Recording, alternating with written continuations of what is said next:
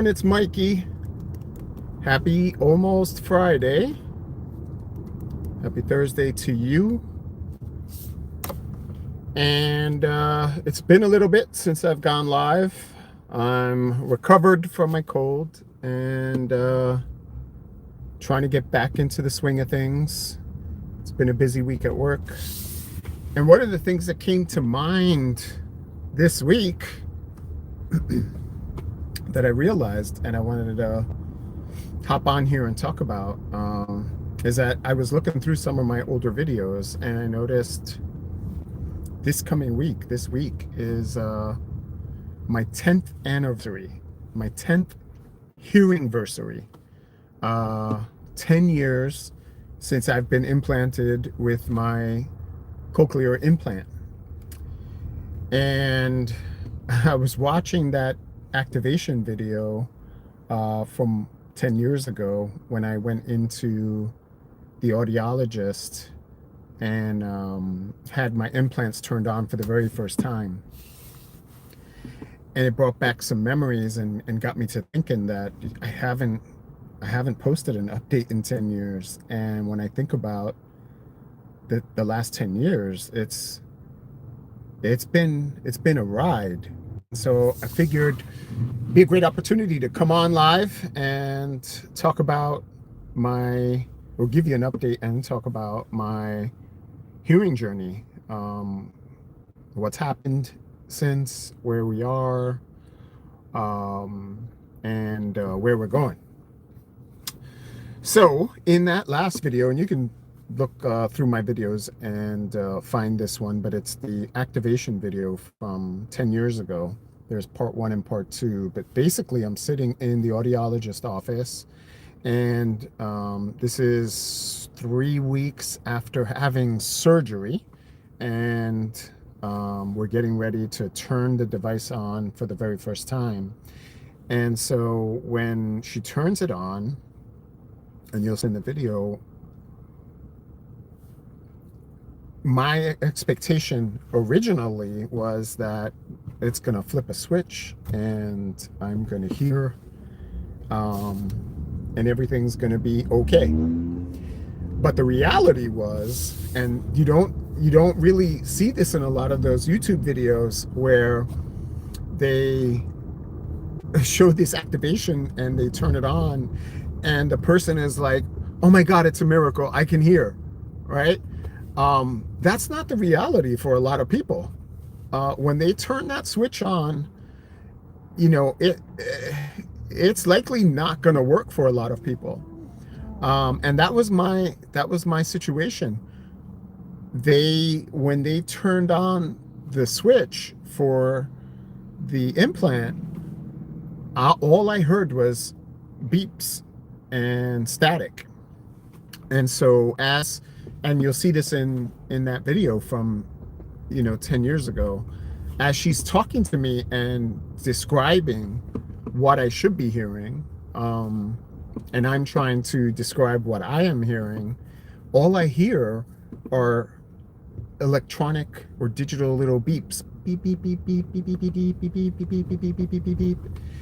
And at that point I'm disappointed. I'm like, what happened? Did it not work? Is this not going to work for me? Am I not going to be able to hear, right? And so, she tried to cheer me up and tell me that was normal, that it's normal for people who are implanted with a cochlear implant to not hear on day one. It can be a process for some people. And a lot of people I know who have cochlear implants have had the same experiences I have. So when you're watching those YouTube videos and you're seeing those miracle videos that, oh my God, I can hear, that's not normal. That's not always the case. That's not the usual situation for most people. And I think it sets a really high bar and expectation for people. I know it did for myself, and I tried to keep my expectations in check when I went in for that appointment. And I was really disappointed. Because to go from hearing, right? I had my hearing most of my life. I started losing my hearing when I was about 20 years old. I did experience a lot of vertigo, other symptoms that I didn't realize was tied to the Meniere's disease and the vestibular disorder. I started experiencing those things when I was 17, 18 years old, 19 years old. And it wasn't until I was sitting in a meeting at work at 20 years old, sitting in a meeting, and my boss came to me after the meeting. He's like, Mike, you need to go and get your ears checked. And I'm like, what are you talking about? And he's like, you're not keeping up with the conversations in this meeting. We're talking about one thing and you're talking about a whole other thing. We don't know what you're talking about. And at that point, I was like, "Are you like what?" And he was like, "Go get your ears checked." And so I went and I had my ears checked. I got some tests done, and they determined I had 30 to 40% hearing loss. This was the first time I was hearing about the fact that I had any type of hearing loss. Because as a kid, you go to school and they give you those hearing tests in school, and you're just like beep, beep, beep, beep, beep. And I'm like, yeah, I hear all those beeps, right? But what I learned is that often a lot of those beeps, we're all hearing all those beeps, right? Symptoms from the vestibular disorder and the hearing loss, the nerve damage, is that you're going to hear these beeps and chirps and ringing in the ear. And when I was a kid, I remember constantly telling my mom and complaining to my mom at night. I'm like, why is the neighbor upstairs washing clothes at this hour? I can't sleep. And my mom is looking at me like, what are you talking about? There's nobody washing clothes. There's no. And I'm in my head, I'm like, Mom, I hear like a washing machine. It's just like rumbling and vibrating and just really loud. And she's like, I don't hear that. I don't know what you're hearing. And and she'd take me to the hearing test, and apparently with the hearing test, I'm passing the test. So it was there was things going on for a while. And for me at least, through all the different doctors I've been to, all the different tests, they say that it was congenital. It could have been from antibiotics that I was taking as a kid. I used to, my pediatrician at the time, I used to get a lot of tonsil infections, and he would load me up with tetracycline, which has been found to have a side effect of nerve damage. So it does cause damage to the nerves of the inner ear. So a lot of people who take that experience hearing loss. And I was on that stuff like all the time as a kid for tonsil infections. He never recommended me to have like my tonsils removed or anything like that. He would just say, here's a prescription for antibiotics, and so every few months I'm back on antibiotics. And then as a teenager, I suffered with acne, and he would give me more tetracycline, because one of the things you could use the tetracycline for was for acne. And so I was on tetracycline for a number of years, off and on. And again, it wasn't until I was about 17 that I started getting the vertigo and just really bad migraines. And it was to the point that I was sick a lot, and I had to lay down, could not walk because it was just so bad. And then all of a sudden it just seemed to like clear up a little. It wasn't as bad. And I had the job, and my boss is like, hey, you got to go get your ears checked. And so I did. And so for me, it's been a journey since I was about 20 years old, dealing with the hearing loss. And then when I was about 10 years ago, so 10 years ago, I had the surgery. But what ended up happening is that I started realizing I was losing the hearing in that ear, and I would complain to my audiologist and to the hearing aid companies, like, this device isn't working, and these devices are expensive. Hearing aids are expensive. If you don't have really good insurance, hearing aids can be ridiculous. Like, a lot of people just, you can't afford it, so you don't get them. And at the time, I think the hearing aid I had was like $4,500. At the time, that was for the pair, thankfully. So this is, probably, I don't know, 12, 13 years ago. And I just kept complaining, hey, this isn't working. It's like, I have to keep raising the volume, what's going on? They finally recommended I see a surgeon to get some deeper diagnostics done. And that's how I learned that I had the Meniere's disease, which is basically just an umbrella term for, diseases and disorders of the inner ear, nerve damage, vestibular, disorders, stuff like that. And he determined, he said, listen, your hearing in your right ear is getting worse. When we compare all of your audiograms, the hearing tests, to what we're seeing today, at the time, 10 years ago, your hearing is significantly worse. You're going to get to a point where you're likely going to lose the hearing in your right ear. And so, I said, well, what do we do? And he said, well, your best option, honestly, is to look into getting a cochlear implant. And I've known people, throughout the years who have had different types of surgeries and implants and devices, and always in the back of my mind was, I don't want that. I don't want to have surgery. I don't want to have some magnet or device put in my head.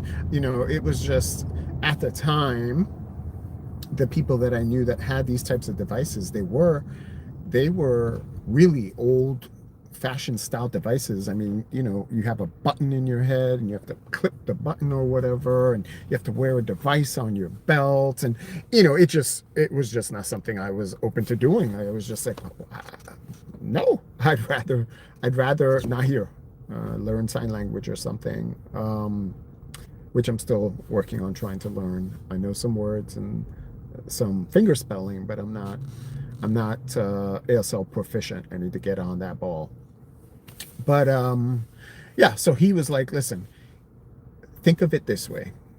The disorder you have, what's going to happen is you're going to lose the hearing in that ear, in your right ear. If you lose the hearing in your right ear, eventually over time, and you do nothing, eventually over time, you could lose the hearing in your left ear, and then you're going to be deaf completely, and you'll have to start from the ground up and learn ASL or have the surgeries then and do all the work then. And he was like, if you consider the surgery now and we get you implanted in the right ear, and we get your right ear to be your strong ear, then later on, if you lose the hearing in your left ear, at least your right ear is now your strongest ear, right? And you can manage. And then you can work on building up your left ear. And, again, this is 10 years ago. I've never had surgery in my life. I'm dealing with this hearing loss for, at the time, we're looking at maybe 15, 16 years. And I'm just overwhelmed. I'm like, what do I do? I know I didn't want surgery. I was just terrified of surgery and terrified of the idea of having some magnet and some device implanted into my head. And, it was hard. And it took me almost a month to finally, because we had to schedule a bunch of exams, and I had to do CT scans, check the cochlea and the structure of the cochlea, make sure that the implant can be successfully placed, and had to do a bunch of other hearing tests, and because they want to confirm for sure before you have this surgery that you are a candidate for this surgery. They can't, just say, oh yeah, we're going to do this surgery for you and you're not a candidate. They needed to make sure that this was going to work, right? Because depending on your disease or disability or whatever's going on in your ear, your inner ear, there could be things that you end up not qualifying for an implant for, right? Because the inner structure is, not functioning the way it's supposed to or whatever. And so, at the end of that month, it was like, yeah, you're a candidate. We can get you done. We can get you scheduled, whatever, and I'm working full time at the time. I'm working at Apple, the Genius Bar, and life had become very, very difficult at work because at the Genius Bar in New York City, I'm seeing new customers every 15 minutes, every 20 minutes. I'm seeing another customer, and I'm doing this all day. And there's music blaring in the background, people talking and chattering. And so with the hearing loss, my right ear, the hearing had dropped significantly. I think I probably had maybe like 10%, 20% hearing. And this is where the surgeon was like, you're likely going to lose the hearing altogether. And this is why you need to think about it. And so I'm struggling at work. I'm trying to see, customers at the Genius Bar, and, life was just, hard. And I'm like, I need to be able to work. I need to be able to, continue building out my career. I need to do this. And so I made a decision to do it. I filed, for FMLA and took the time off. I was going to need a month off to have this surgery and recover. And because, from surgery, then I had to wait the 3 weeks for activation. And then from activation, whatever the rehab and therapy was going to be. And so, I had the surgery. It went okay. It went all right, as expected. Thankfully, the surgeon I had was an amazing surgeon out of New York Eye and Ear, Dr. Darius Kohan. The way he implanted the implant and stitched everything back up, it looks like nothing ever happened. Like you can't even see the scar. So thank you, Dr. Kohan, for being an amazing surgeon, professional and talented. And so going back to activation day. Well, before we talk about activation day, I think I talked about this in one of my other videos also. But one of the things with the implant that they had told me was that